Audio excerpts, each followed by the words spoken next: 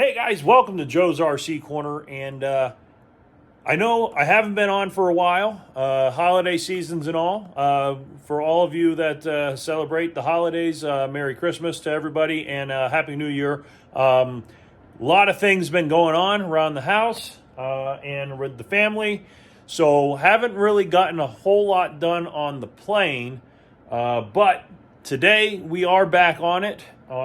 We are redoing all of the wire harnesses for the plane today, and I'm doing them in the comfort of my garage.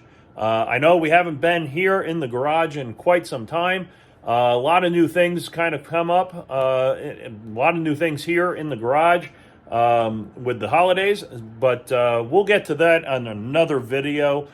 Today, just want to kind of show you what we're working on. So this year, hopefully, this year, we can be flying. So, without further ado, guys, here's the intro, and then I'll show you what we got.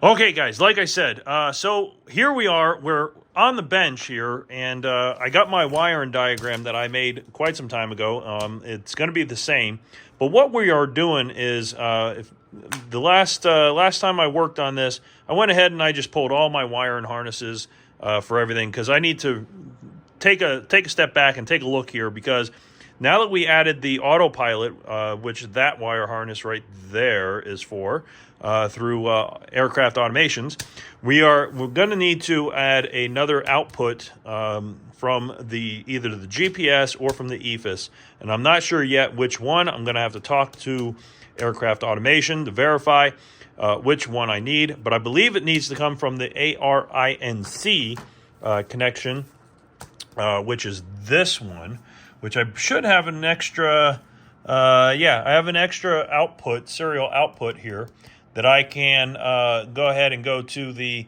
autopilot from, because that will accept the ARINC from the EFIS system.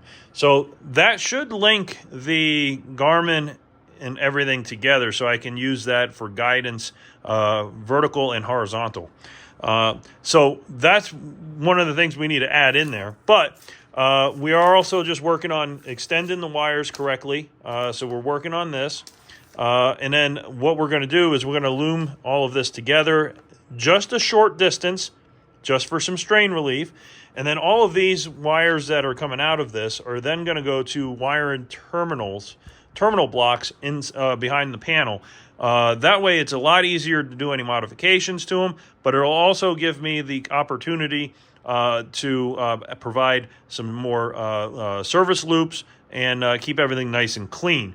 So that's what we're working on here today, guys. So it's not going to be a whole lot of video, but I wanted to make sure that you guys understood where I am, what we're doing, and then what we're going to do is we're going to be out at the airport. Not next week, because next week I'm going to be going out to CES in Las Vegas. But the week after that, every Sunday, we're back out there working on the plane.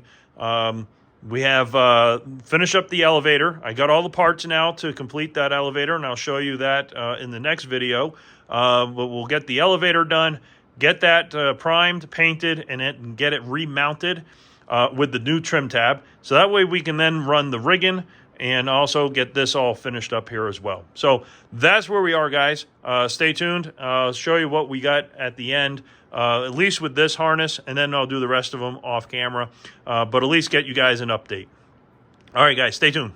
Okay, guys, so welcome back. And so today, I'm going to call it for today. I got pretty good chunk done here. So we got our EFIS A and B connectors all bundled up and ready to be connected, and then off to terminal blocks. We also have the Garmin 175.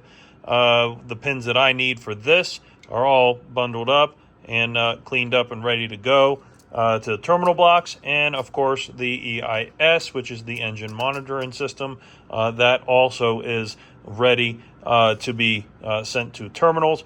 Some of these still have the terminal rings on them that we're going to use. but we'll have to see how everything fits and how everything lines up. And then we may have to shorten them, but they are labeled. I ran out of my heat shrink labels, so I'm going to have to order some more of that for my heat shrink, for my label maker. And then we can update all of these so that they all match and they're easy to track. So this has been a lifesaver, having this all lined out on here and ready to go. So we have, like I said, we have the EFIS, 2 EFIS connections are done. The Garmin over here is done. Now I'll have to work out the ARINC adapter. My magnetometer is all set, ready to go. Also, transponder, we'll work on that one next week. And also, then we go over to the comm radio right here, which really is all done. I just have to redo a couple more pins for that.